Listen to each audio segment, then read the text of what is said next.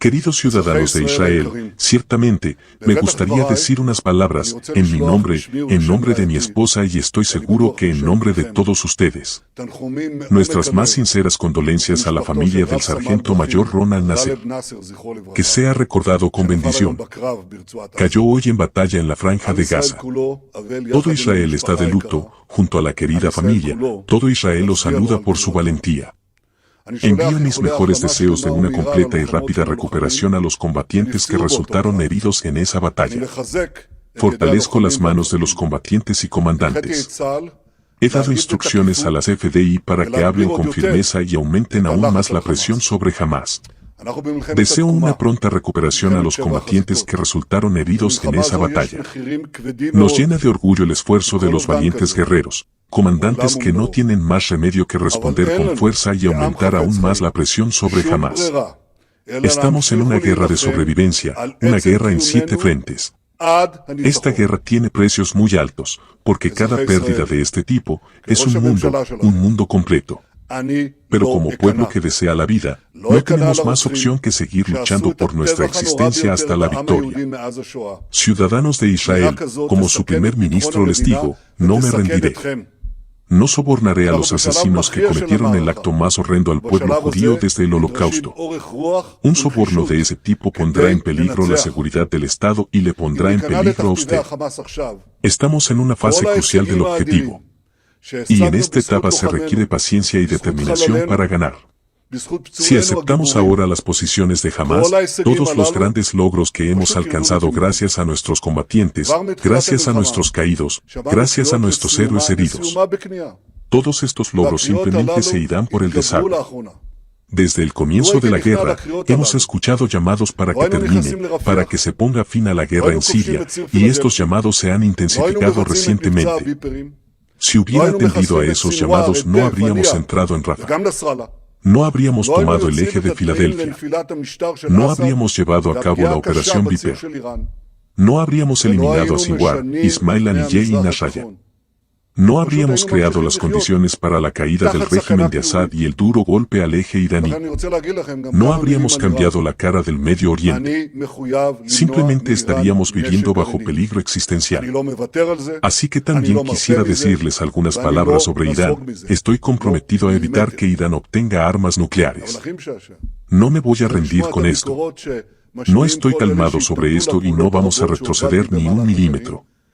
Pero lo más entretenido es escuchar las críticas expresadas por todos aquellos que se opusieron a las muchas acciones que lideré a lo largo de los años para socavar el programa nuclear de Irán con el fin de retrasarlo. Sin estas acciones, Irán ya tendría armas nucleares hace 10 años. Pero muchos de los que están hablando en este grupo hoy se opusieron sistemáticamente a todas las acciones que tomé y a la política de ataque que lideré entonces. Dije entonces, al parecer no hay límites para la hipocresía. En cuanto a los representantes de Irán en Gaza, si no completamos la destrucción de las capacidades militares y gubernamentales de Hamás, los próximos 7 ataques en octubre y los secuestros posteriores son solo cuestión de tiempo. Y Hamás dice que lo hará otra vez, que tiene la intención de hacerlo y que está trabajando para hacerlo. Permitir el poder de Hamás en Gaza sería una enorme derrota para Israel y una enorme victoria para Irán. Este fin de semana, Hamás volvió a rechazar una propuesta que podría haber llevado a la liberación de la mitad de los rehenes vivos que aún se encuentran en Gaza y a los que perdieron vidas a manos de ellos. Hamás exige el fin de la guerra y la restauración de su gobierno. También exige la retirada completa de Israel de Gaza y la reconstrucción de esa zona con la introducción de un enorme capital que le permita rearmarse y prepararse. Poner fin a la guerra en estas condiciones enviará un mensaje a todos los enemigos de Israel: secuestren israelíes, el Estado de Israel puede ser puesto de rodillas, puede ser sometido. Ese también es un mensaje mortal de que el terrorismo vale la pena para dañar la seguridad de todo el mundo libre. Por supuesto, en estas condiciones, la importante visión del presidente Trump tampoco podrá hacerse realidad. La visión que cambiará el rostro de Gaza de una vez por todas y una solución para que nuestro país viva seguro. Por lo tanto, entiendo que no terminaremos la guerra existencial antes de destruir a Hamás en Gaza. Antes de devolver a todos nuestros secuestrados y antes de garantizar que la Franja de Gaza ya no represente una amenaza para Israel. ¿Qué están haciendo aquellos elementos en Israel que tan irresponsablemente piden el fin de la guerra en las condiciones de sobornar a Hamás? Están reforzando la propaganda de Hamás palabra por palabra. Están alimentando la brutal guerra psicológica que libran contra nosotros y también contra las familias. Las están alejando, no las están acercando. Retrasan la liberación de los cautivos, los abandonan y los retienen más tiempo ahí con Hamás. Los sobornos que ha realizado Hamás no son nuevos. Lo ha exigido una y otra vez en todos los acuerdos de liberación con Israel, pero ¿qué líder responsable en Israel puede aceptarlos después del golpe de octubre 7? Ciertamente no. Estoy seguro de que entre nosotros también hay quienes nos piden que nos sometamos a los dictados de Hamás. Nos están diciendo que nos retiremos ahora, que salgamos de Gaza y de la ruta de Filadelfia, que apoyemos a Hamás y que prométanos que no volveremos a luchar y que después de que Hamás devuelva a todos los rehenes, volveréis a la lucha. ¡Qué ridículo! Y eso es lo más absurdo que he escuchado mientras Hamás nos está mirando. ¿Tú entiendes? Básicamente nos están diciendo, díganle a Hamás que les estamos informando, que les estamos mintiendo y ustedes estarán de acuerdo. Hamás es una banda de asesinos despreciables, pero no son estúpidos. Exigen garantías internacionales que no permitan la ilusión de engaño que todos estos expertos, cada uno por su cuenta en los estudios, nos están inventando. No tienen idea de cómo funciona el sistema internacional. Nadie en el mundo, ni Estados Unidos, ni China, ni Rusia, ni ningún otro miembro del Consejo de Seguridad cooperarán con una semejante estafa que hará imposible el regreso de una guerra. No tendríamos justicia para hacerlo. Recuerden con qué rapidez Israel está construyendo legitimidad internacional por la guerra más justa de nuestra historia. Y esto después de que los monstruos de Hamás asesinaran a más de 1.200 de nuestros ciudadanos en un día y secuestraran a más de 250 de ellos. Muy rápidamente nos dieron la espalda y se volvieron contra nosotros. El círculo de la presión política giró contra nosotros. Y también enfrentamos acusaciones de asesinato en este mismo momento. Y algo más, nos retuvieron la compra de armas.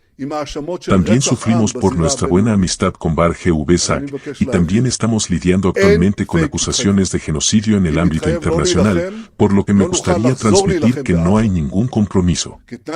Si nos comprometemos a no luchar, no podremos volver a luchar en Gaza. Es mejor terminar la guerra.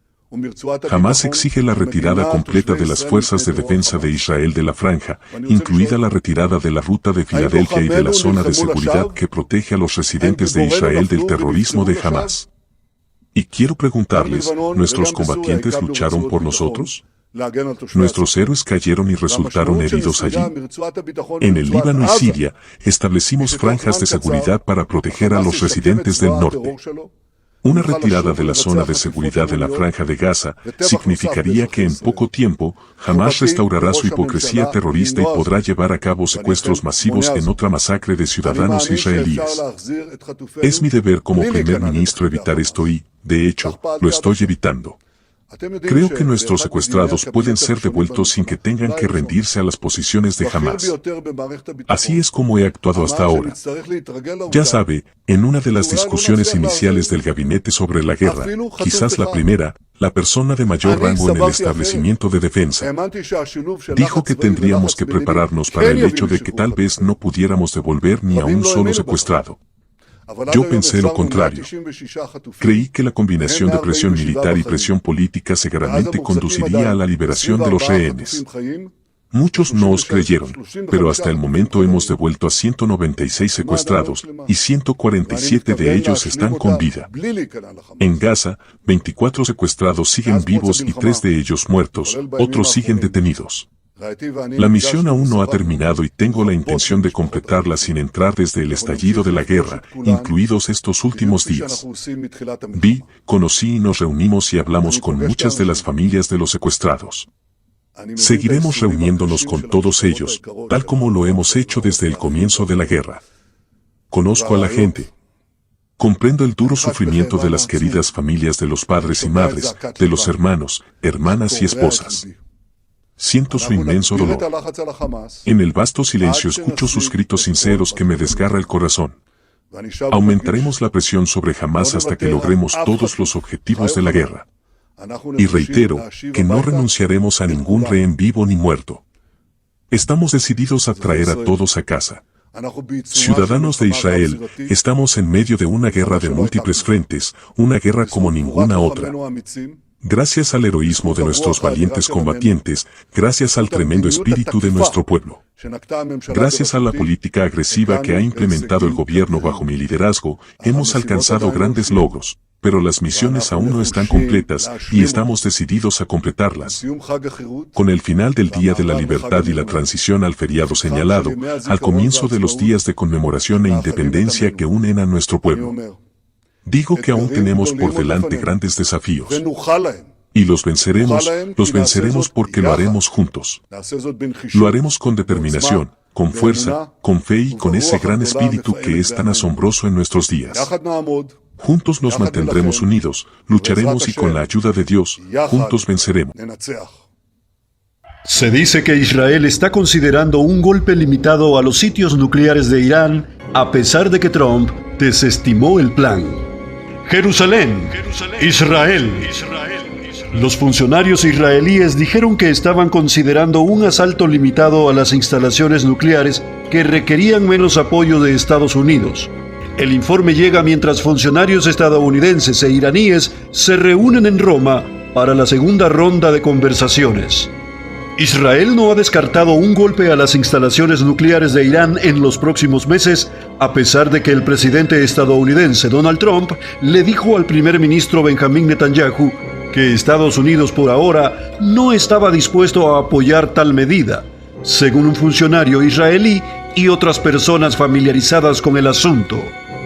Los funcionarios israelíes han prometido impedir que Teherán adquiera un arma nuclear y Netanyahu ha insistido en que cualquier negociación con Irán debe conducir al desmantelamiento completo de su programa nuclear. Los negociadores estadounidenses e iraníes celebraron una segunda ronda de conversaciones nucleares preliminares en Roma el sábado. En los últimos meses, Israel ha propuesto a la administración Trump una serie de opciones para golpear las instalaciones de Irán, incluida algunas con cronogramas de finales de primavera y verano, dijeron las fuentes.